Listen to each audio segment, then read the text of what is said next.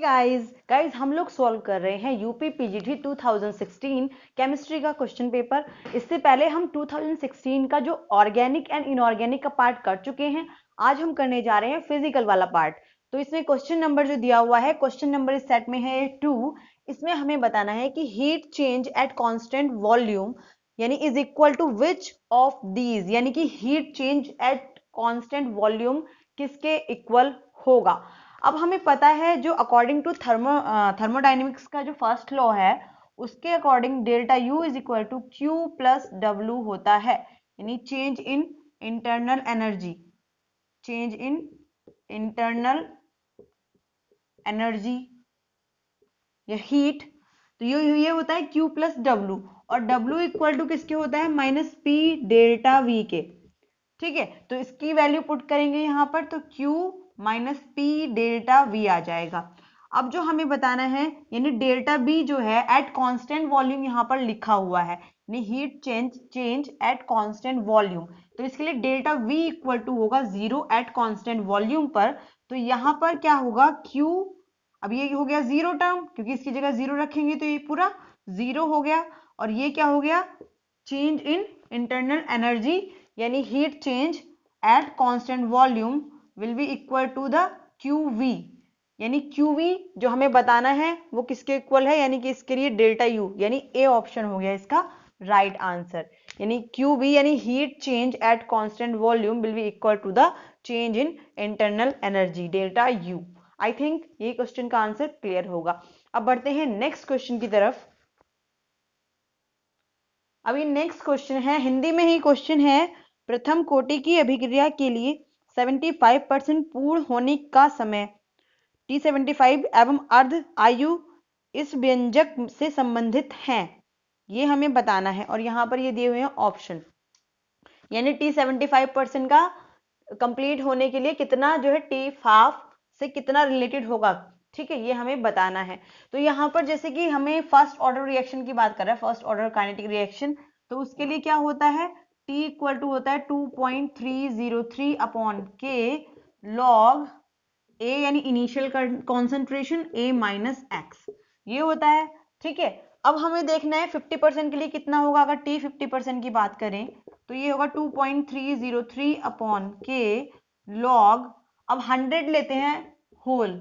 ठीक है, यानी इनिशियल कंसंट्रेशन क्या थी, 100 थी, तो यहाँ पर ए इनिशियल की जगह 100 लिखेंगे, 100, और ये कितनी बची, 50% बची।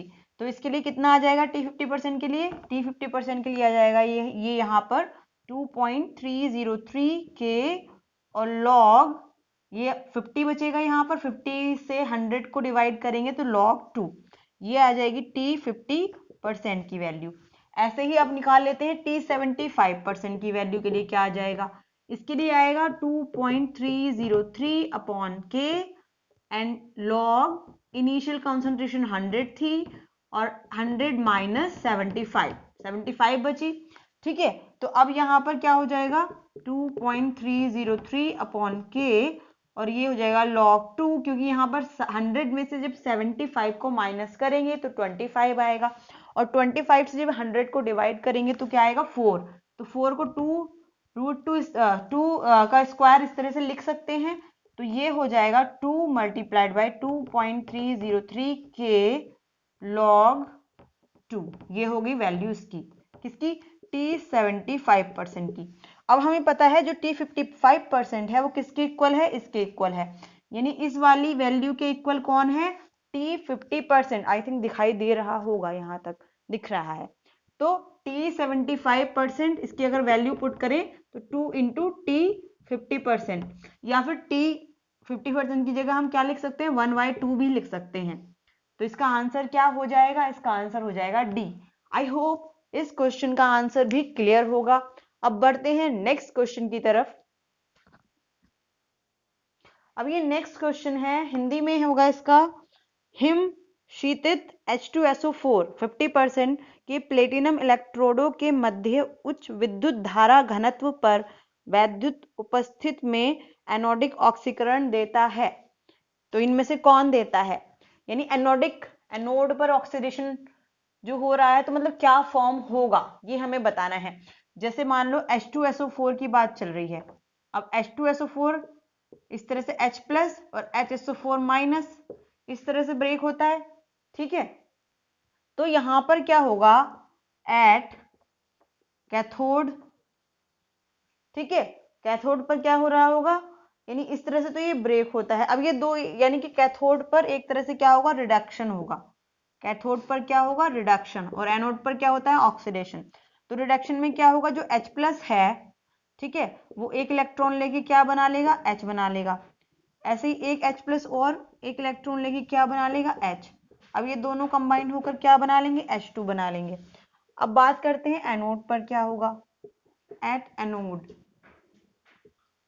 यानी HSO4 माइनस, यहां पर प्लस एक HSO4 माइनस और होगा, तो ये क्या बनाएंगे, H2S2O8। इसको बोलते हैं मार्शल्स एसिड, मार्शल्स एसिड, ठीक है। और इसका एक नाम और होता है परऑक्सी disulphuric acid, परऑक्सी disulphuric acid, परऑक्सी disulphuric acid, ठीक है। तो ये इसमें क्या बन रहा है, H2S2O8, यानी H2S2O8 यानी कि मार्शल्स एसिड फॉर्म होगा एट एनोड। ये इसका आंसर हो गया। आई होप इसका आंसर क्लियर होगा। अब बढ़ते हैं नेक्स्ट क्वेश्चन की तरफ। अब ये नेक्स्ट क्वेश्चन है, इसमें दी हुई है Kc की वैल्यू, ठीक है, इस रिएक्शन के लिए, यानी जो C2H2Cl2 यानी कि ये है सिस, तो सिस में क्या होगा, C2H2Cl2, ठीक है। सिस से क्या फॉर्म हो रहा है, ट्रांसफॉर्म हो रहा है, ये हो गया सिस, और इससे ट्रांस क्या फॉर्म हो रहा है, यही इसका, यानी कि ये H है, ये Cl है, ये Cl है और ये H है। तो ये ट्रांसफॉर्म होने के लिए जो वैल्यू दी हुई है Kc की, वो दी हुई है यहाँ पर 0.608, और हमें इसका उल्टा इसकी बतानी है, रिवर्सेबल इसकी उल्टे की बतानी है। तो इसके लिए फॉर्मूला सिंपल सा फॉर्मूला है, यानी कि Kc डैश बतानी है। तो जब इस तरह से क्वेश्चन आ जाता है तो Kc will be equal to 1/Kc dash, ये वाला लगा देंगे। तो यानी Kc, अब हमें बताना क्या है, Kc डैश बताना है, इसका उल्टा तो उसका भी उल्टा कर देंगे, ठीक है। तो 1/0.608, ये कैलकुलेट करेंगे तो ये वैल्यू आ जाएगी अराउंड 1 पॉइंट समथिंग, मतलब कैलकुलेट करके 1.645 के आसपास आएगी इसकी वैल्यू, कैलकुलेट करके देख लेना 1.645। तो इसका आंसर ये हो गया, ये बी हो गया। अब बढ़ते हैं नेक्स्ट क्वेश्चन की तरफ। अब यहाँ पर क्वेश्चन दिया हुआ है, हमें बताना है इसका आंसर। क्वेश्चन है जो ये वाला है 17, इसमें हिंदी में बोलेंगे कि किसी परमाणु में ऐसे इलेक्ट्रॉन जिनके लिए उनकी मुख्य तथा एजीमुथल क्वांटम संख्याओं का योग 3 हो की अधिकतम संख्या हो सकती है। तो यहाँ पर जो दिया हुआ है, मैक्सिमम नंबर ऑफ इलेक्ट्रॉन्स कितने आ सकते हैं किसी भी एटम में, जिसमें जो है सम जो है n+l की वैल्यू जो है वो दी हुई है 3। अब यहाँ पर दो पॉसिबिलिटी है n+l की वैल्यू 3 होने पर। पहली पॉसिबिलिटी क्या होगी कि n की वैल्यू 3 हो और l की वैल्यू 0 हो, तो इन दोनों का सम 3 होगा। दूसरी पॉसिबिलिटी है कि n की वैल्यू 2 हो और l की वैल्यू क्या हो, 1 हो, तो इनका सम क्या हो जाएगा, 3 हो जाएगा। तो ये दो पॉसिबिलिटी बनती हैं, यानी कि एक हो गया 3s और दूसरा हो गया 2p, ठीक है। तो ये दो पॉसिबिलिटी बनेंगी जिसके सम की वैल्यू क्या आएगी, 3 आएगी, n+l के सम की, ठीक है। अब 3s में, यानी कि s में आपको पता है कितने मैक्सिमम 2 इलेक्ट्रॉन आ सकते हैं, और जो p ऑर्बिटल है उसमें मैक्सिमम 6 इलेक्ट्रॉन्स आ सकते हैं, ठीक है। तो टोटल कितने आ सकते हैं, यानी अगर हम बात करें टोटल 8 इलेक्ट्रॉन्स आ सकते हैं। तो इसका आंसर क्या हो जाएगा, इसका आंसर हो जाएगा ए, यानी टोटल कितने इलेक्ट्रॉन्स आ सकते हैं, 8 इलेक्ट्रॉन्स आ सकते हैं। अब देखते हैं नेक्स्ट क्वेश्चन। हिंदी में इस क्वेश्चन में क्या होगा, यानी निम्नलिखित उदासीनीकरण अभिक्रियाओं में किसमें उदासीनीकरण ऊष्मा का मान सबसे अधिक होगा, यानी न्यूट्रलाइजेशन जो रिएक्शन है उसमें जो है किसका हाईएस्ट हीट ऑफ न्यूट्रलाइजेशन होगा, यानी हीट ऑफ न्यूट्रलाइजेशन किसकी हाईएस्ट होगी। तो यहाँ पर बहुत सिंपल सी बात है, जितना स्ट्रॉन्ग एसिड होगा, जितना स्ट्रॉन्ग बेस होगा, यानी strong acid and strong base की जो न्यूट्रलाइजेशन रिएक्शन होगी वहां पर हीट ऑफ न्यूट्रलाइजेशन उतना ही ज्यादा होगा, यानी strong acid and strong base. अब यहाँ पर सिंपल सी चीज है, ये स्ट्रॉन्ग बेस है और ये स्ट्रॉन्ग एसिड है, ये स्ट्रॉन्ग बेस है और ये वीक एसिड है, ये वीक बेस है, ये वीक एसिड है, वीक बेस है, स्ट्रॉन्ग एसिड है।